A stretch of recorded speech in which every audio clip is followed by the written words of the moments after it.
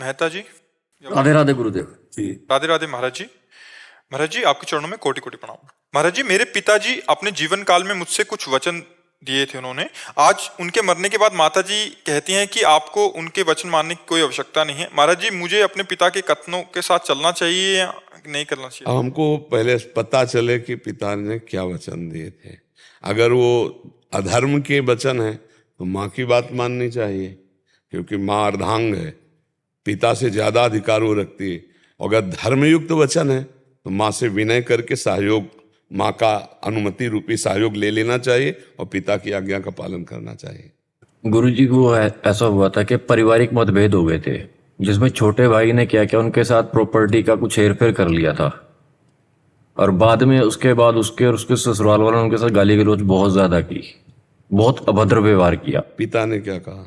पिताजी ने उसके साथ बातचीत करनी बंद कर दी थी, छोटे भाई से, छोटे के साथ। तो आपको क्या आदेश किया था? मतलब कि मुझे ये बोला था कि सारी जिंदगी इससे बरतना नहीं है, कभी भी इससे मतलब इसके साथ कोई मतलब किसी तरह का संपर्क नहीं रखेगा। हाँ, अब वो बात आपको नहीं, माता अगर इसके पास जाएगी तूने हाथ जोड़ देने हैं। हाँ नहीं, अब बात तो नहीं माननी। क्यों? पिता उस समय वो द्वेष भाव से बोल रहे थे, उनका भाव धर्मयुक्त नहीं है। तुम भाई हो, सहोदर भ्राता हो, जरूरी पड़ने पर तुम्हारी भुजा एक साथ खड़ी होनी चाहिए भाई के लिए। वो उस समय द्वेष भाव से बोल रहे थे, कोई धर्मात्मा पुरुष के वचन नहीं बोल रहे थे। धर्मात्मा पुरुष के वचन ये होते कि बेटा, इसने कुबुद्धि के कारण अमंगल क्रिया किए, लेकिन तुम बड़े हो, मेरे जाने के बाद पिता की तरह इसका ध्यान रखना, इससे कभी वैर मत करना। ये धर्मात्मा पुरुष के वचन होते। तुम्हें माँ की बात माननी चाहिए, पिता की बात को हटा देना चाहिए। आप हमारी बात, लेकिन उस वक्त माताजी भी उनके खिलाफ थे। नहीं, आप हमारी बात सुनो। तुम पिता के समान हो, वो अभद्र व्यवहार आपसे कर सकता है, आप नहीं। आप गंभीर बनो, आप जैसे अपने पुत्र को क्षमा करते हैं ऐसे सहोदर भ्राता है।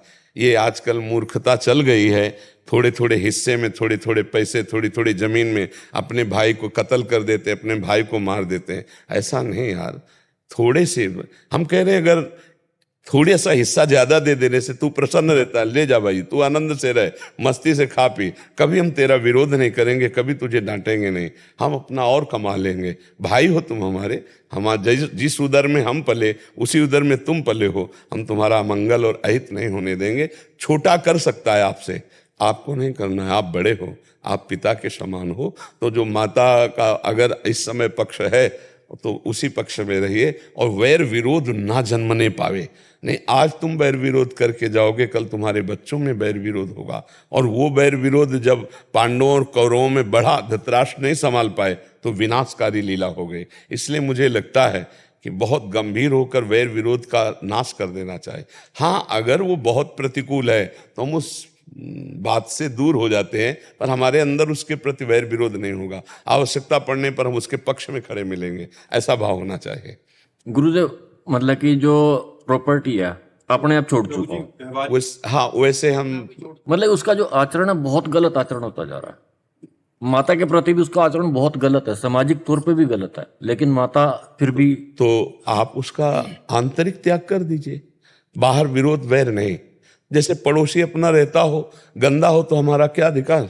वो भी भारत में रहने का अधिकार तो रखता है, तो तू भाई रहे, हमारा तेरे से मतलब नहीं। लेकिन कभी तो अगर हमारे से सहयोग मांगेगा तो मैं तुम्हारे सहयोग में खड़ा हूं। और अगर कभी प्यार से बात करे तो उसको समझा देना चाहिए, तेरे आचरण बहुत गलत है भाई, तुझे सुधार लेना चाहिए। और ना माने तो फिर त्याग। त्याग का मतलब होता है अंदर से ना बुरा ना भला। त्याग का मतलब यही होता है ना, अंदर से वो त्याग नहीं होता, वो द्वेष होता है, जो अंदर से बुरा मानकर। नहीं भाई, तेरा आचरण तू जाने, तुझे जो चाहिए ले ले, तू आनंद ले जाकर, और उदासीन हो जाए। त्याग भाव में तो आनंद रहता है। अगर हमें द्वेष अंदर रहा किसी भी व्यक्ति से तो परमार्थ में नहीं चल पाएंगे हम। द्वेष किसी से नहीं रखना, घोर पापी से भी द्वेष नहीं रखना। ये उसका आचरण, वो अपना भोगेगा, हमारा आचरण हमारा है। भाई राधे राधे, अपने अपने मार्ग में से चले। क्यों भाई जी।